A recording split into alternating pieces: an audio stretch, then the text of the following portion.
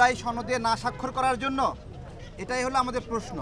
আমজনতার দল জুলাই সনদে স্বাক্ষর করছে এবং আমরা মনে করি যারা জুলাইয়ে মন খুলে লড়াই করেনি তারা জুলাই সনদ বিষয়ে ধানাই পানাই করছে, স্বাক্ষর করবে কি করবে না।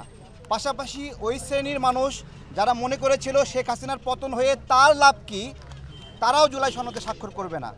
জুলাই সনদ এবং আমাদের যে গণভোট আর নির্বাচন আমরা একসঙ্গে চাই, এটাও আমরা বলেছি। কারণ প্রত্যেকটা জাতীয় নির্বাচনে আপনারা দেখেছেন প্রার্থীরা তাদের ভোটারদেরকে তারা নির্বাচন কেন্দ্রে নেওয়ার জন্য কত ধরনের ব্যবস্থাপনা করে। আমাদের প্রশ্ন হলো যদি গণভোটটা আলাদাভাবে হয় তাহলে এই ভোটারদেরকে ভোট কেন্দ্রে নেওয়ার জন্য কারা কাজ করবে? জাতীয় নির্বাচনে প্রার্থীরা যেভাবে গুরুত্ব দিয়ে কাজ করে তারা তো জুলাই গণভোটের ক্ষেত্রে সেম একই কাজটা করবে না। সেই কারণে আমরা বলেছি যে জুলাই গণভোটটা যদি আলাদাভাবে হয় তাহলে একটা সমস্যা হতে পারে।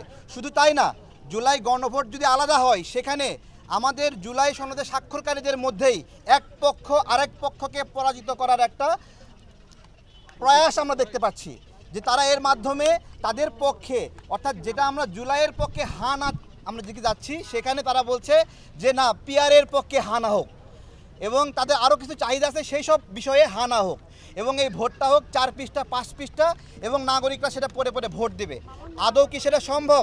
সেই কারণেই আমরা বলেছি যে জাতীয় নির্বাচনটা কোনোভাবে যেন বিলম্বিত না হয়, এই জন্য গণভোট এবং জুলাই সনদ একই সাথে স্বাক্ষর হওয়া সম্ভব।